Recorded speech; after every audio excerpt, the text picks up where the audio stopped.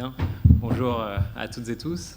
Merci beaucoup d'être ici pour cet événement organisé par la chaire de métaphysique et philosophie de la connaissance du professeur Claudine Tiercelin. Donc on est très heureux d'organiser cet événement avec Jacques-Henri Vollet, qui sera consacré aux implications philosophiques de l'IA, donc un sujet qui est évidemment sur toutes les bouches en ce moment. Pour dire juste un mot de cet événement, on voulait explorer tout particulièrement les problèmes épistémologiques, éthiques et esthétiques posés par l'IA.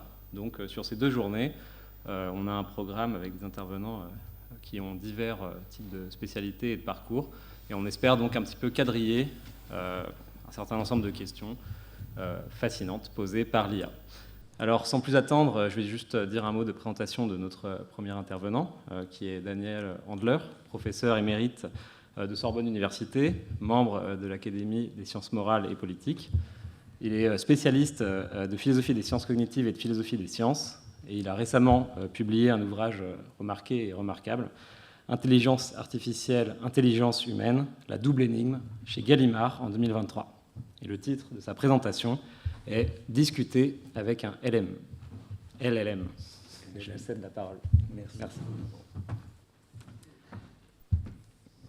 Merci aux organisateurs d'avoir organisé cet événement qui me paraît vraiment très important, très utile. Je suis très heureux à l'idée de tout, sauf ma première communication, mais sur les 8 suivantes, je vais beaucoup apprendre et j'en suis très content. Voilà, discuter avec un LLM. On en parlait avec quelques-uns de mes collègues camarades là juste avant, et on parlait de cette situation quand même étrange où des philosophes extrêmement pointus et très intelligents discutent avec LLM et trouvent en quelque sorte un répondant tout à fait compétent. Et c'est un peu ça qui m'a motivé à essayer de m'expliquer à moi-même quels sont les tenants et les aboutissants d'un phénomène aussi mystérieux. Alors, attendez, il faut que j'arrive à lui expliquer qu'il faut avancer. Alors, avance. Ça ne marche pas non plus. Ça, c'est pas ça ? Les flèches, normalement. Voilà. Vous pouvez utiliser ces flèches ici. Là. Ah, ok, parfait.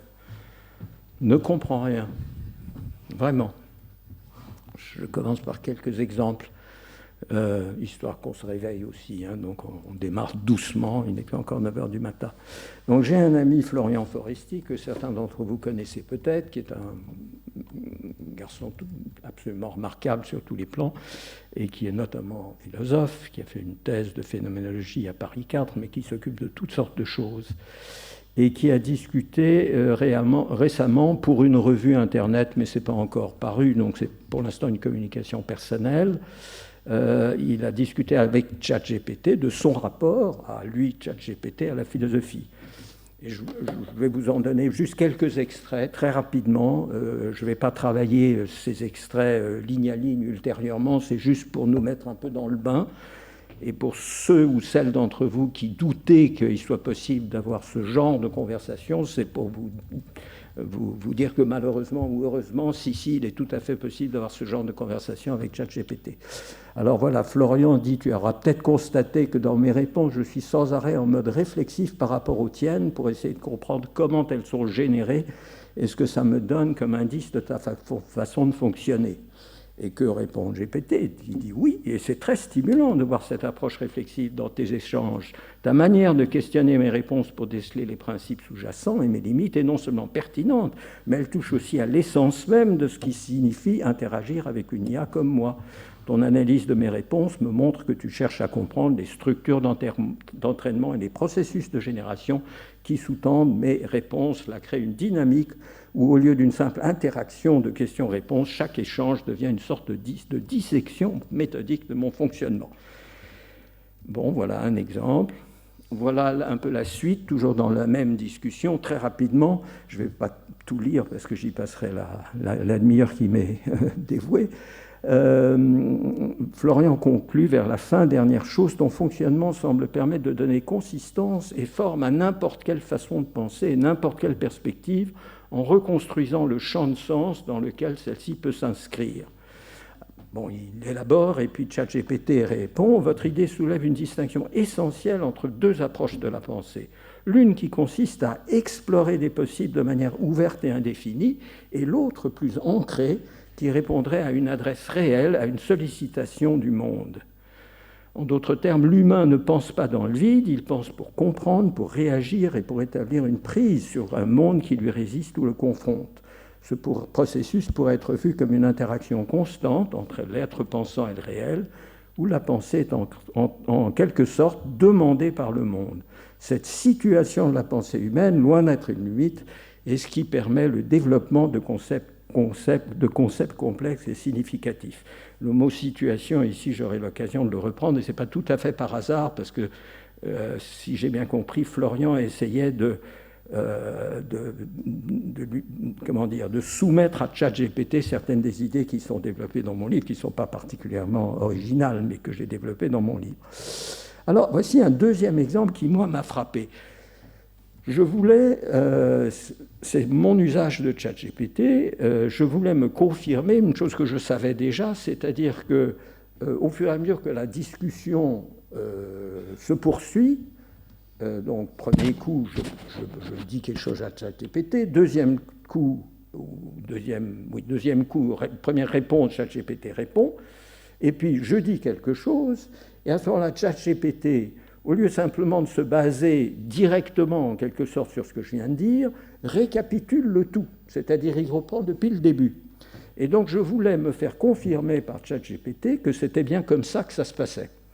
Et je l'ai exprimé comme on peut le faire avec ChatGPT, on peut être très maladroit, on a le droit vraiment de s'exprimer comme un pied, ça ne fait rien, il comprend quand même. Donc je lui ai posé la question maladroitement en utilisant une notation que je ne lui ai pas expliquée. À savoir que me c'était moi, je parlais anglais ce jour-là à ChatGPT, donc je dis me1, c'est ma première intervention, ma première demande, mon premier prompt. LLM, comme il s'appelle LLM, sa première réponse c'est LLM1, puis moi c'est M2, Me2, et puis c'est LLM2, etc. Et je ne lui explique pas ça. Il le comprend tout de suite. Il le comprend tout de suite. Il a bien compris ce que signifiait cette notation, et ensuite, dans son explication développée, il fait exactement ce que doit faire un prof bien organisé pour que ses élèves soient bien clairs sur le sens de la notation. Voilà un deuxième exemple. Voici un troisième exemple qui vient d'un papier que vous n'avez sans doute pas lu. Il y a beaucoup de papiers, comme vous le savez, c'est un peu une catastrophe, le nombre de papiers, y compris, heureusement ou malheureusement, de papiers très intelligents. Ça, c'est un papier très intelligent d'une certaine Christiane Floyd, une Autrichienne que je ne connaissais pas, d'un âge assez respectable. Et voilà, le ChatGPT, Christiane Floyd interroge ChatGPT sur Christiane Floyd. Et le ChatGPT lui dit, malheureusement, elle est morte. Elle est allemande et elle est morte. Et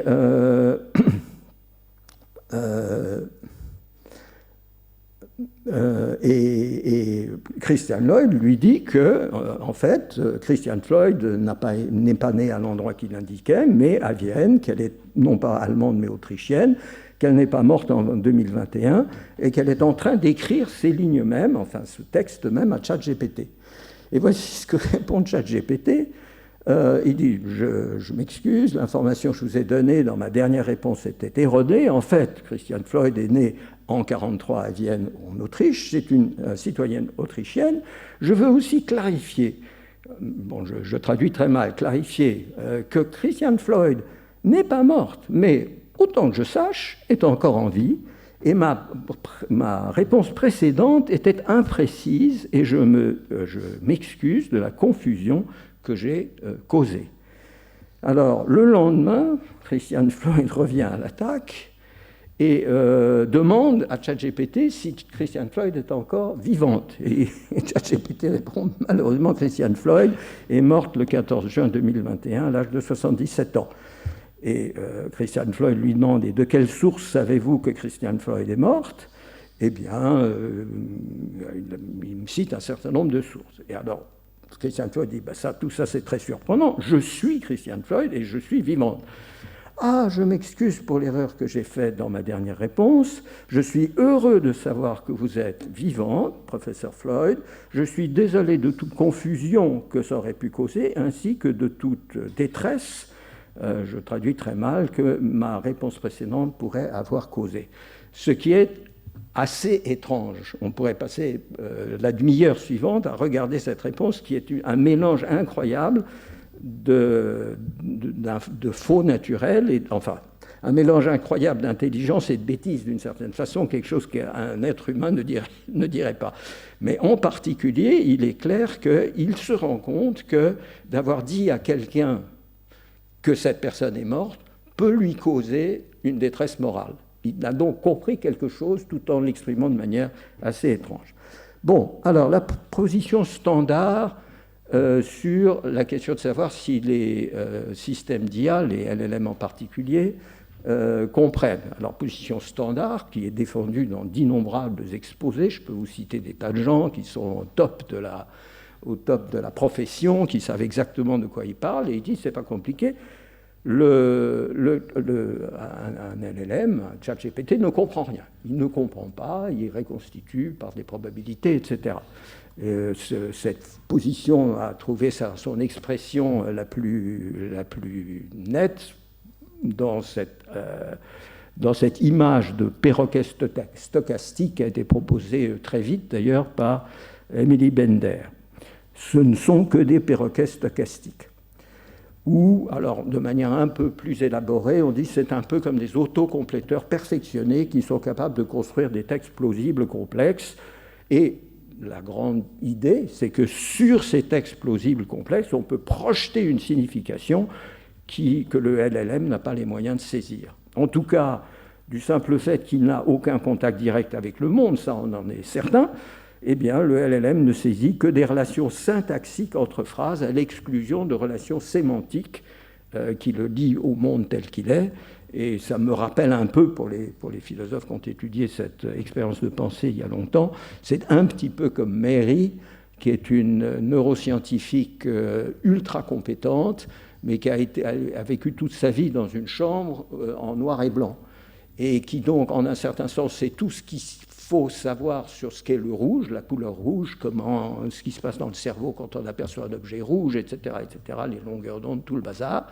Simplement, elle n'a jamais fait l'expérience de la couleur rouge, et donc quand elle sort de cette chambre noir et blanc où elle a vécu toute sa vie, eh bien, elle découvre quelque chose qu'elle ne pouvait pas savoir avant, qu'elle ne pouvait pas connaître avant, à savoir la couleur rouge elle-même. Donc c'est un petit peu l'idée que qu'on peut se faire du rapport, en quelque sorte, de ChatGPT, d'un LLM quelconque, à ce qu'il dit, ou ce qu'il écrit, ou ce qu'il imprime sur l'écran. Alors, moi, je trouve que j'ai moi-même souvent dit des choses à peu près semblables, mais je trouve que ce n'est pas satisfaisant. D'abord, il y a l'idée que, au fond, une fois qu'on a expliqué, ce qu'on fait parfois en plus grand détail, comment on constitue un LLM, donc on l'entraîne sur des bases de textes, on a pulvérisé les textes en tokens, etc., etc. On explique donc que c'est une espèce d'encodage probabiliste où tout se mélange dans une géométrie du sens, etc. On fait des cosinus, tout ça.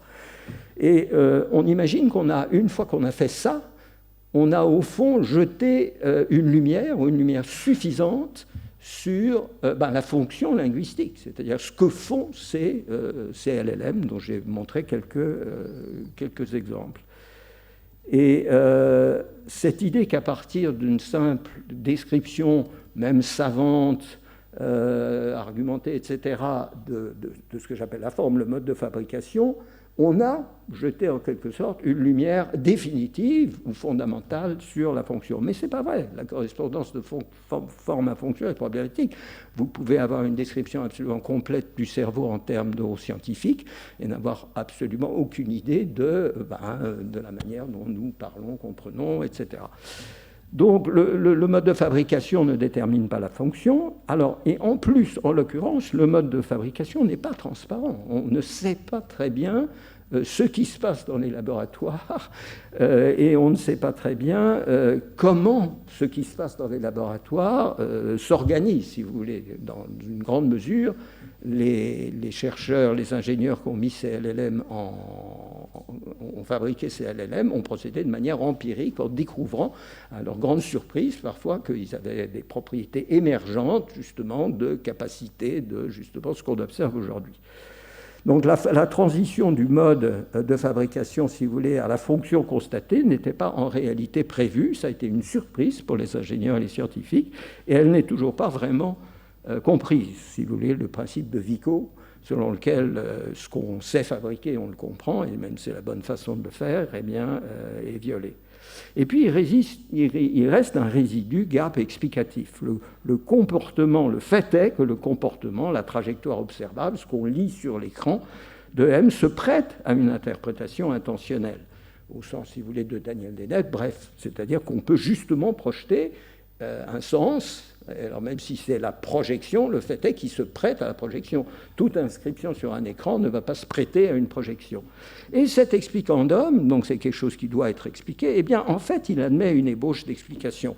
Alors une ébauche d'explication, donc moi je me réfère à, encore une fois la littérature est énorme, mais je me réfère en particulier à un papier très intéressant de Mollo et Millière, qui ont repris justement l'idée de la formulation du problème que Stephen Arnade a donné de la question du sens dans une perspective, disons, de neurosciences cognitives. Comment se fait-il que le cerveau, qui après tout est une machine assez compliquée où s'échangent des impulsions électriques selon certains rythmes, comment se fait-il que ça donne lieu à des activités sémantiquement assignables, qu'il a appelé le symbol grounding problem, le problème de la fondement du symbole, comment les symboles qui sont de simples objets sont attachés à un objet ou un sens, à une relation dans le monde. Et Mollo et Millière ont transformé ce problème, l'ont transposé de la question du système cognitif humain au LLM, en appelant ça le vector grounding problem, puisque les symboles dans les LLM sont des vecteurs. Voilà, et moi-même, alors l'idée, c'est très, comment dire, c'est pas très clair ni complètement convaincant, mais l'idée, l'intuition qu'on a tous, que j'ai très brièvement moi-même développée dans mon livre, mais c'est fait de manière beaucoup plus pointue et intéressante dans Mollo et Millière, eh bien, c'est que, un petit peu à la surprise générale, dans le langage est une structure tellement riche et complexe, en quelque sorte, qu'elle enferme une sorte de représentation du monde, pour le dire très rapidement. Donc, en parlant du monde, d'une certaine façon, on construit un modèle du monde, et ce modèle du monde est accessible par définition au LLM, et c'est grâce à ce modèle du monde qu'il a construit à partir de l'étude de l'emmagasinage d'une quantité énorme de textes. Et l'énormité de sa base d'entraînement semble jouer un rôle absolument essentiel, puisque c'est à partir d'une certaine taille de la base d'apprentissage qu'on observe ces effets émergents, ces effets de sens émergents. Eh bien, c'est de là que ça viendrait. Donc, c'est pas comme si on était complètement stupéfait. On est stupéfait, mais pas complètement. On commence à essayer d'attaquer cette question d'expliquer les effets sémantiques de ce qui est une machine statistique, syntaxique si vous voulez, mais d'ordre statistique. Donc la distinction pertinente, vous pouvez presque oublier tout ce que j'ai dit jusqu'à présent, parce que la distinction pertinente, c'est pas X, telle chose, est comprise au sens humain, ou X n'est pas comprise au sens humain. Est-ce que le LLM comprend qu'il a offensé Christiane Floyd, il peut l'avoir offensée en lui disant qu'elle est morte. Alors, qu'il n'ait pas compris au sens humain, on veut bien le croire, mais ce n'est pas ça qui est intéressant. Ce qui est intéressant, c'est ce qu'il comprend en son sens à lui, hein, c'est un comprendre avec un astérix ou des guillemets, si vous voulez, et ce qui n'est pas compris au sens de M. Parce que ce n'est pas parce que certaines choses sont comprises par LLM que toute chose est comprise par LLM, et peut-être que ce qui explique en partie du moins les bizarreries du comportement de LLM vient non pas du fait qu'il ne comprend pas au sens humain, mais il n'en comprend pas au sens de la machine, contrairement à certaines choses qu'il comprend au sens de la machine. Donc c'est un peu là-dessus que j'ai commencé à réfléchir, mais je vous rassure, je n'ai pas de réponse à vous apporter. Alors le programme, j'ai complètement oublié de déclencher mon... Ah mais j'ai l'heure là-haut. Bon. Faut que j'avance un peu plus vite. Donc, il y a une sorte de programme de recherche que je me suis donné à moi-même pour préparer cet exposé. C'est la première fois que je le donne, donc je ne sais pas du tout ce que ça va donner, mais que j'adresse à des gens plus jeunes et plus vifs que moi. Démêler ce qui, dans le principe de la discussion, est compris par H et par M. H, c'est un homme humain qui serait dans la même situation de conversation avec moi, et par M, qui est le LLM, M pour machine, et ce qui est compris par H, mais pas par M. Identifier les traces de ces différences épistémiques dans les performances de M et inversement. Donc on regarde si on arrive à détecter des choses dont on pense qu'il ne le comprend pas au sens qui lui est propre, pas au sens humain, ça on est d'accord, au sens qui lui est propre. Et puis ces patterns d'ignorance dans ce qu'il ne comprend vraiment pas, même en son sens à lui, pourraient expliquer certaines de ses performances, et inversement chercher dans les bizarreries ou les idiosyncrasies de ses performances des signes de choses qu'il ne comprendrait pas au sens machinal. Et si vous voulez, ce qu'on cherche généralement, c'est une correspondance entre la constitution matérielle, le niveau de la constitution matérielle, donc l'apprentissage, le fait que c'est probabiliste, etc., ce que j'appelle la forme des LLM, et leur performance linguistique. Et moi, ce que je propose, c'est de me décaler un petit peu vers le haut, laisser, en tout cas provisoirement, tomber, ou mettre entre parenthèses, cette réflexion sur la manière dont les systèmes sont entraînés sur de grandes quantités, la représentation vectorielle des sens, etc., et de regarder donc juste un petit peu plus haut, essayer de détecter une sorte de niveau intermédiaire où on pourrait distinguer, donc justement, je le répète, ce que la machine comprend en son sens à elle et ce qu'elle ne comprend pas en son sens à elle.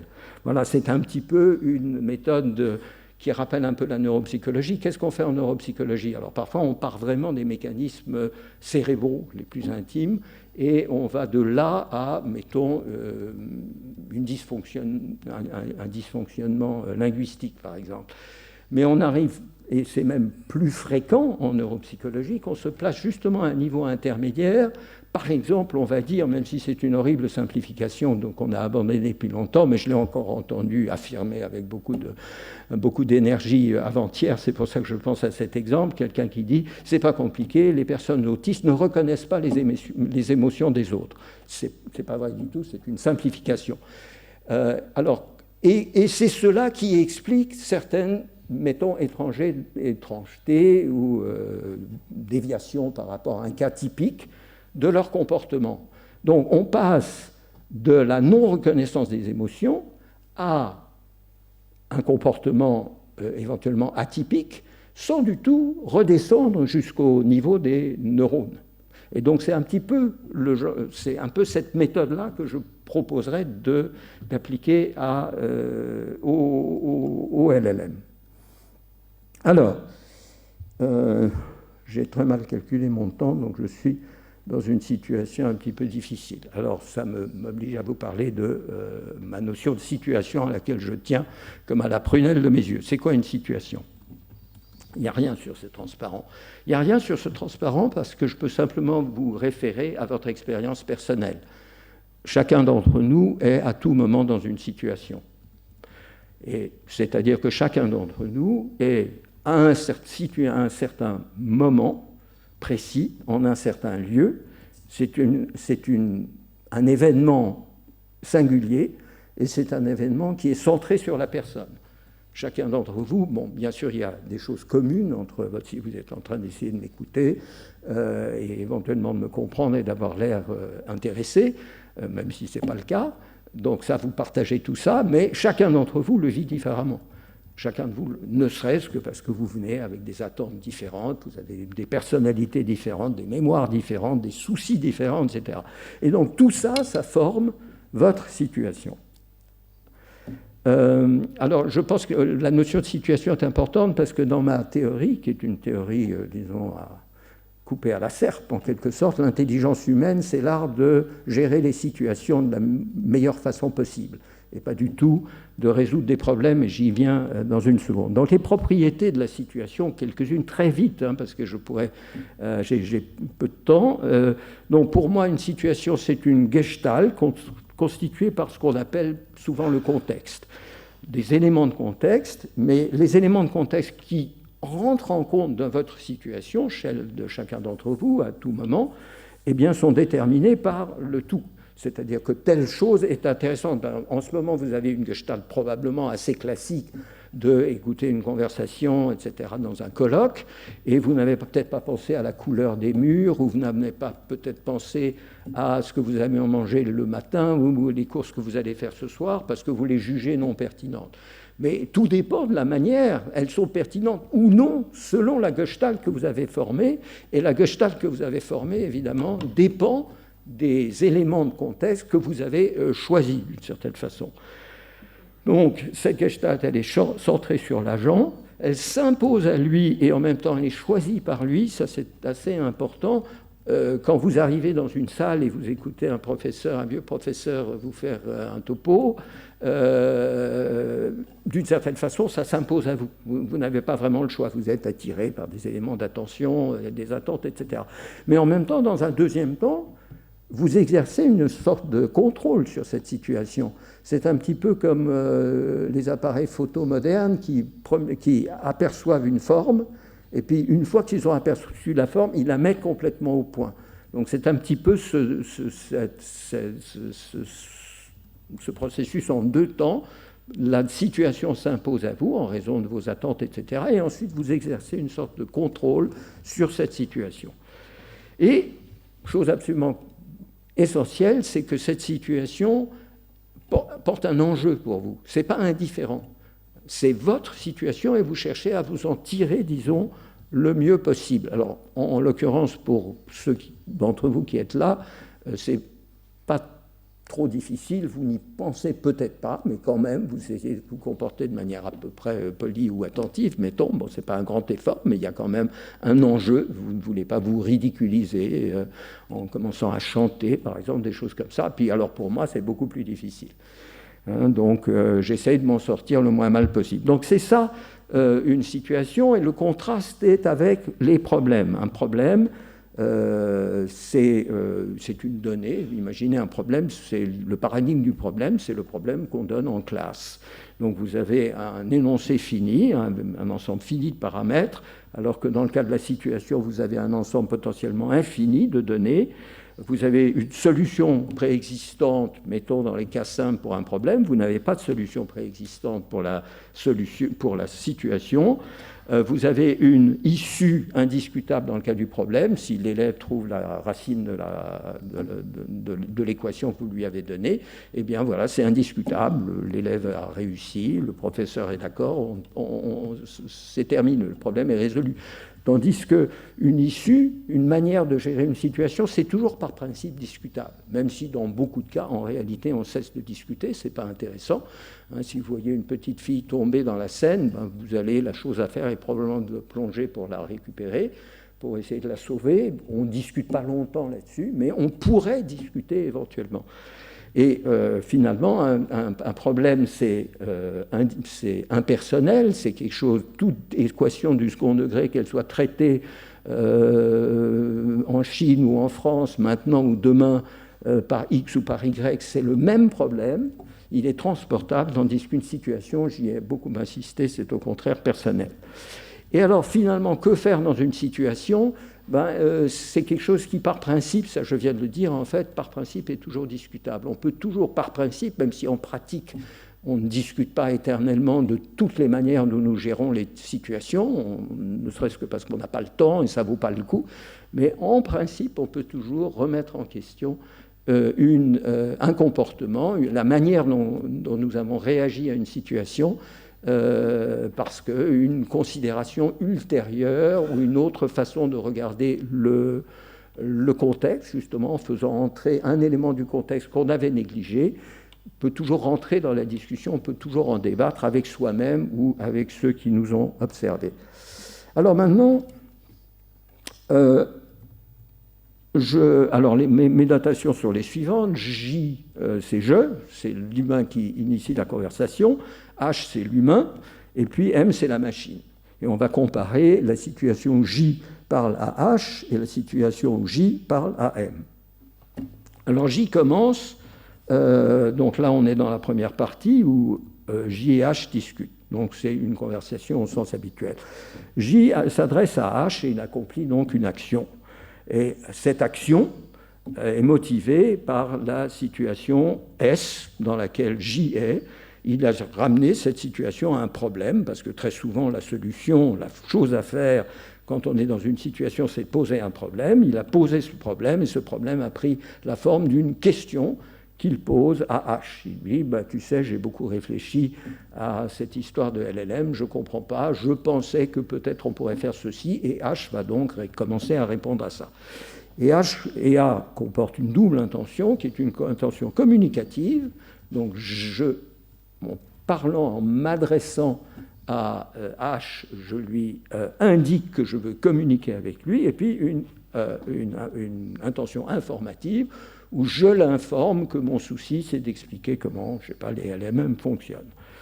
Et J présuppose que H comprend que J a un enjeu. C'est important pour lui, et qu'il compte que le A ait l'effet qu'il souhaite. Il ne fait pas ça en l'air, ce n'est pas un geste gratuit, c'est un geste motivé. J tient à avoir l'opinion de A sur cette question-là. Et que H comprend cette intention communicative comme une invitation à coopérer d'une manière qui est en partie spécifiée par AI, à savoir les questions que je me pose, par exemple, sur le fonctionnement d'un LLM.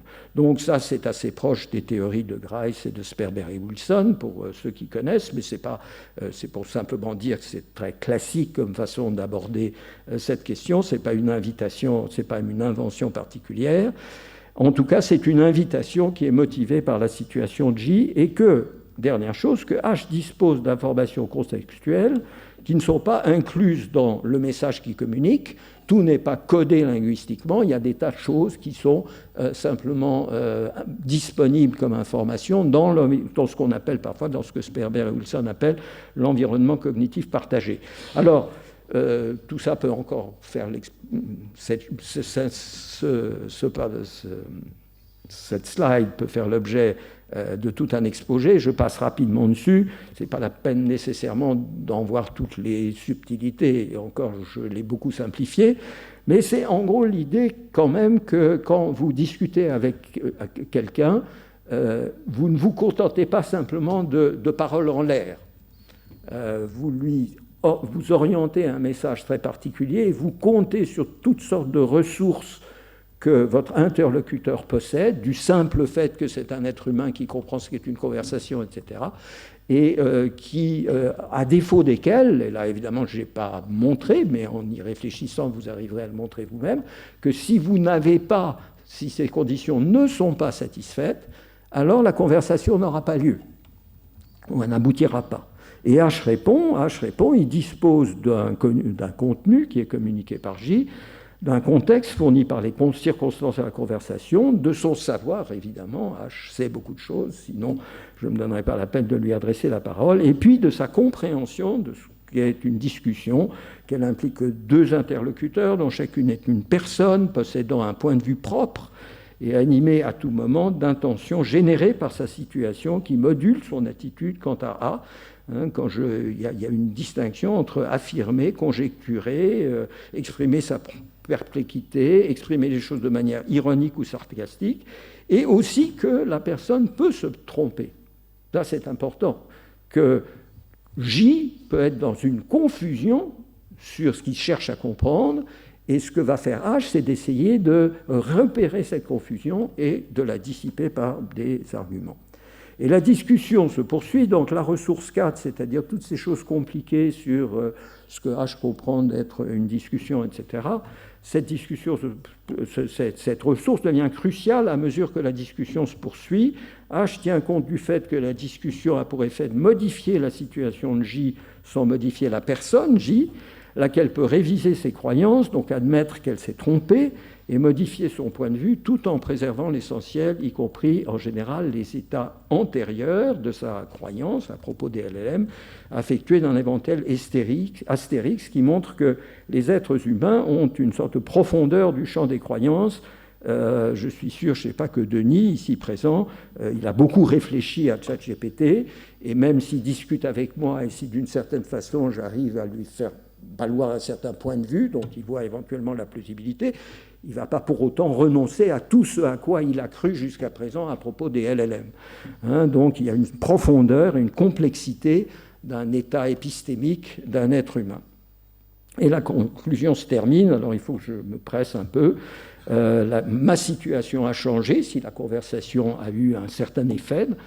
Ma situation est meilleure, j'y vois un peu plus clair peut-être sur les propriétés des LLM. Parfois j'avais un problème très précis, ça c'est le rêve de la philosophie analytique, c'est on part d'un problème et puis après une bonne discussion avec de bons philosophes, le problème est résolu. C'est pas souvent le cas, mais ça peut arriver. Cet effet est obtenu grâce à la discussion et grâce au rôle joué par H. La situation de H a également changé et idéalement la discussion s'est conclue de manière symétrique par un accord sur le fait qu'elle a abouti.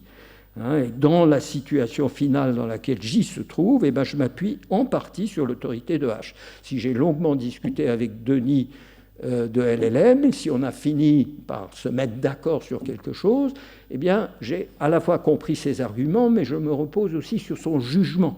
Et ce jugement, parce que je respecte le jugement de Denis, ce jugement m'aide à adhérer à la nouvelle version que j'ai du fonctionnement des SLM. Alors, qu'est-ce qui se passe si J et M discutent ? Alors, qu'est-ce que cherche J d'abord ? Alors, en général, n'importe quoi. Mais il cherche. Ce n'est pas une conversation spontanée. Ce n'est pas comme si, tout à coup, Denis et moi, on se disait « tu sais, quand même, c'est LLM, c'est bizarre », et on commence une discussion. Non, ça, J a un rôle moteur qui va être absolument fondamental dans tout le processus. Et alors, ici, je précise que je m'intéresse, comme ont indiqué mes premiers exemples, et ma motivation initiale, ce qui a motivé tout ça, c'est que je me tiens aux discussions théoriques. Il est clair que les ChatGPT sert à bien d'autres choses. Ça peut être de simples demandes d'informations, de faits d'instructions, des bavardages et des jeux. Apparemment, selon une statistique récente, plus de la moitié des interactions avec ChatGPT sont pour le taquiner, pour voir ce qu'il fait, etc., etc., pour jouer avec lui, pour essayer de le tromper. Évidemment, je laisse de côté les transactions affectives, confidences, journal intime, etc. Mais, disons, l'appareillage un peu lourd et peut-être un peu complexe que j'ai mis en place au début permettrait aussi, et de manière peut-être intéressante, d'étudier aussi ces autres types d'interactions, mais je m'en tiens pour le reste de l'exposé, qui va essayer de se terminer rapidement. Je m'en tiens... oui, mais j'ai commencé un peu en retard, pas exagérer là. À la discussion théorique. Alors, j'y commence. Et aussi, les complications commencent. En quoi consiste l'action de A, de J, au moment de solliciter M ? Je n'avais pas de terme, je ne voyais pas le terme général pour M. M, c'est encore une fois la machine, le LLM, ChatGPT ou quoi. Alors, vous pouvez dire, première réponse, j'envoie un prompt. Un prompt, c'est quoi ? C'est une suite de caractères ou éventuellement une information. Ça dépend évidemment de la manière dont J comprend, se représente M. Son action initiale, quand il tape cette suite de caractères sur l'écran, elle a un sens différent selon qu'il s'imagine que quoi ? Selon qu'il s'imagine que M est comme un humain, simplement fait d'une autre matière.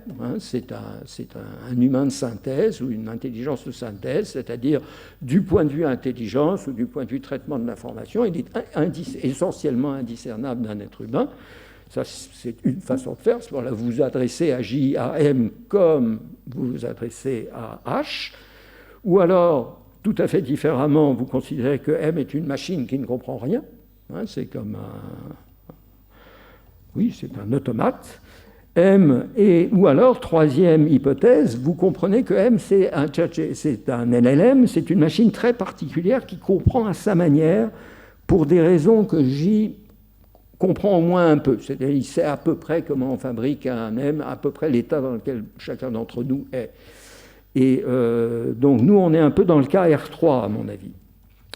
Donc ça, c'est la première réponse. Et la deuxième réponse, c'est à un niveau supérieur de description. Donc, dans le premier cas, vous vous adressez à M, vous interrogez M, encore une fois, comme vous feriez pour un être humain. Dans le deuxième cas, vous stimulez M, en appuyant sur une de ses commandes. C'est comme quand vous donnez un coup à une machine pour qu'elle vous donne votre canette de Coca-Cola. Ou bien, dans le troisième cas, vous présentez une information à M en voyant ce qu'il va faire. Alors, quel est le sens de cette action ? Évidemment, il y a seulement une intention informative, parce que le setup, le dispositif fait qu'il n'y a pas d'information communicative. Le simple fait d'appeler sur votre ordinateur ChatGPT et de taper quelque chose, c'est ipso facto une communication. Et elle a toujours cette forme particulière que je consulte. J veut savoir ce que la proposition P ou la suite de caractères P évoque ou provoque dans M. Et que présuppose J ? Eh bien, il présuppose, selon les cas, tout ce qu'il présuppose dans le cas H, ou rien du tout, il attend de voir ce que ça donne, ou alors il présuppose une sorte de semi-compréhension par M, notamment de son identité comme personne, c'est clair dans les exemples que j'ai donnés. Et alors, la machine comprend que vous êtes attaché à quelque chose. Attaché, c'est le terme que je donne, l'analogue, ce que je nomme l'analogue de la croyance, parce que la croyance, un concept complet de croyance paraît relativement douteux, vu que pour une machine M, c'est difficile d'imaginer, de comprendre ou de vivre la distinction entre la réalité et ce qu'on dit de la réalité, pour le dire rapidement. Mais en revanche, il voit que je suis attaché, je donne un privilège particulier à ce que, dans le langage humain, je dirais je crois. Bon, alors M réagit, il réagit au prompt. Je passe sur quelle base ? De quoi M dispose-t-il ? Alors, ce dont M dispose, c'est le prompt qui comporte des instructions, que vous savez, et une question. Et M dispose aussi de son savoir explicite, disons les relations de succession probabilistes dans tous les textes de la base, et puis surtout implicite, c'est-à-dire les conséquences de cet ensemble de relations, y compris par exemple des généralités sur le contexte des deux composantes du prompt, des généralités sur le comportement des gens dans les circonstances évoquées dans le prompt. Par exemple, dans l'exemple 3, il comprend que avoir dit à Christiane Floyd qu'elle est morte, c'est pas sympa, qu'elle peut en concevoir de l'ombrage ou de la tristesse, etc., etc. Et de quoi M ne dispose pas ? À mon avis, il ne dispose pas de la compréhension que J est un agent animé par une intention, celle de discuter, qu'il est doté de permanence et que parmi ses attachements, son concept de croyance, certains restent fixes et d'autres peuvent varier. Et certainement pas de la compréhension que J est face à une situation qui comprend une infinité d'aspects parmi lesquels il choisit de porter attention, y compris des aspects très peu probables, mais peut-être décisifs. Et que J n'est pas nécessairement attaché à ce qu'il dit. Donc J peut avoir le vaste répertoire des attitudes autres que la ferme croyance, un vague soupçon, une perplexité, une ironie, etc. Ça, je crois que ce n'est pas disponible. Mais bien sûr, tout ça devrait être non pas prouvé, mais argumenté. Et la discussion se poursuit. Il y a cette étrange élimination de la séquence normale des échanges, n'est-ce pas ? Dans le deuxième round, le deuxième échange, ce que j'ai dit en premier lieu peut ne pas être traité, puisque tout ça est probabiliste et mixé en quelque sorte, compris par M, comme dans le premier cas, parce que, comme je l'ai dit à propos de mon deuxième exemple, le prompt reprend, M, la machine, dans le deuxième round, adopte comme prompt tout ce qui s'est passé avant, avec donc un mixage, si vous voulez, de mon premier prompt avec le reste. Et en raison de l'aspect probabiliste des choses, ce premier prompt va être interprété dans le deuxième round, éventuellement de manière différente. Donc la succession des tours disparaît au profit d'une succession de discussions approximativement emboîtées. Alors la discussion se termine d'abord à l'initiative de J, toujours cette dissymétrie, souvent par lassitude. J'ai eu encore un témoignage tout à l'heure, elle m'est infatigable, à un moment on en a marre, et ces compliments répétés sont exaspérants. Bon, ça c'est anecdotique. C'est jamais sur un accord insincère, puisque M n'a pas d'opinion stable, vous pouvez toujours lui demander de défendre l'opinion opposée. Est-ce que j'ai été instruit par cette... c'est une question que je vous pose en fait. Alors je dis peut-être que j'y ai été instruit par cet échange. La preuve, c'est que beaucoup d'entre nous, moi je ne l'ai pas encore fait, mais j'ai des amis proches que je respecte qui l'ont fait, qui ont eu des discussions extrêmement détaillées, philosophiques, techniques. Donc je suppose s'ils l'ont fait, c'est qu'ils ont appris quelque chose, mais pas en s'appuyant sur l'autorité de M, qui joue plutôt le rôle d'un sparring partner. Alors quelle différence ? Alors il y a évidemment différentes différences. D'abord, il y a ces différences locales. H n'aurait pas dit la même chose que M, c'est très clair dans l'exemple de Christian Floyd. On a des différences globales. Alors structurelles, c'est tout ce que j'ai dit d'un bout à l'autre sur le fait que c'est J qui initie, c'est J qui termine, etc., qui a constamment l'initiative. Et puis surtout, il y a des différentes globales, qualitatives, la tonalité, la modalité, l'intérêt, la pertinence, la justesse, hallucination, erreur, etc. Alors, là, je vais vraiment devoir... donc, je m'en tiens, dans les bizarreries locales, j'en ai parlé. L'exemple de Christian Floyd est vraiment très intéressant, donc je vous invite éventuellement à vous reporter, ou j'en reparlerai dans les questions, si on a le temps des questions. Mais c'est la qualité globale. Ce qui est très frappant, et c'est constant comme observation, c'est que la contribution de ChatGPT est toujours plate. Il y a une absence de nouveauté, il y a une absence de saut conceptuel, il n'y a pas d'initiative de tout à coup déplacer la discussion sur un autre plan, d'avoir une métaphore, par exemple, de sortir de la boîte, si vous voulez. Ça, c'est quelque chose que ChatGPT ne fait pas. Évidemment, il y a une absence de conviction, de suite dans les idées, puisqu'on peut le faire passer d'un temps. On lui dit, sois critique de ce que tu viens de défendre, il obéit parfaitement. Et puis il y a évidemment les affabulations, les hallucinations et les fausses justifications. Il y avait un papier tout récent que j'ai vu ce matin, mais je le savais déjà qu'il est capable, dans les chain of thought, quelqu'un va faire un exposé sur le chain of thought, eh bien, il t'explique que s'il a dit ceci, c'est pour telle et telle raison, mais en fait c'est une pure invention, c'est une rationalisation post-hoc. Donc, je vais conclure. Donc, l'infatigable légèreté de M n'est pas en situation, il n'est pas engagé par ce qu'il profère. Se tromper ou pas, halluciner ou pas, se contredire ou pas ne l'affecte pas. Il n'exerce pas de choix sur les aspects du monde qu'il prend en compte. Donc, il y a l'équivalent de la situation, mais cette situation s'impose à lui, justement. Il n'exerce pas de normativité de choix normatif sur cette situation. Donc il a une sorte de cécité qui est à la fois une cécité normative qui s'ajoute à cette cécité au monde. Il n'a pas le contact direct sur le monde. Donc tout devient problème impersonnel, détaché et indifférent.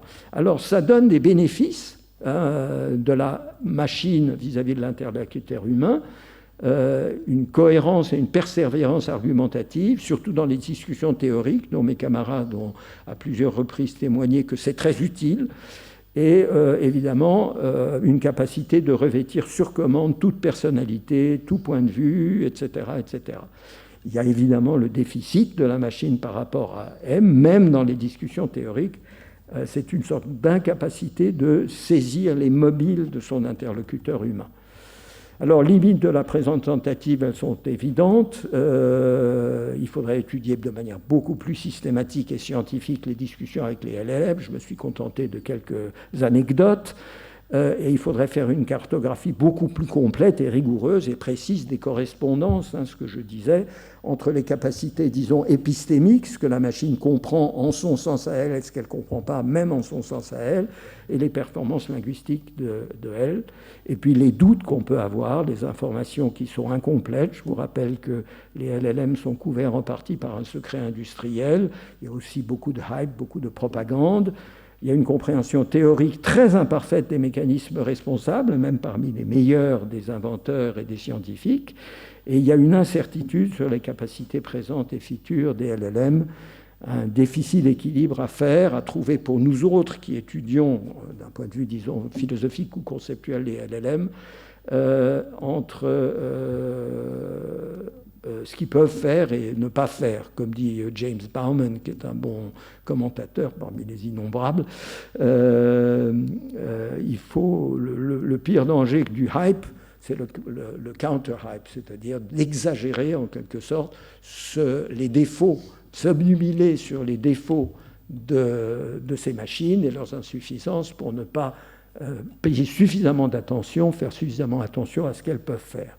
Et en guise de conclusion, je dirais que les LLM exercent un triple assaut sur notre quiétude. D'abord, cette irritation devant ce que nous ne comprenons pas. C'est un peu l'irritation que j'éprouve vis-à-vis, je ne sais pas moi, des formes de Jung, des paradoxes de la mécanique quantique que je ne comprends pas, que je décide, j'essaie 150 fois de les comprendre, je ne les comprends pas. Alors il faut peut-être appliquer au LLM eh bien, la résignation que von Neumann, dans cette citation qui est, je crois, apocryphe, a appliquée aux mathématiques. Les mathématiques, on ne les comprend pas, on s'y habitue. Peut-être qu'on va être, dans quelques années, dans la même situation, dire que les LLM, on ne les comprend pas, on s'y habitue. On a évidemment cette vertige dans la vallée de l'étrange, ces choses qui ressemblent à des êtres humains en étant très différents.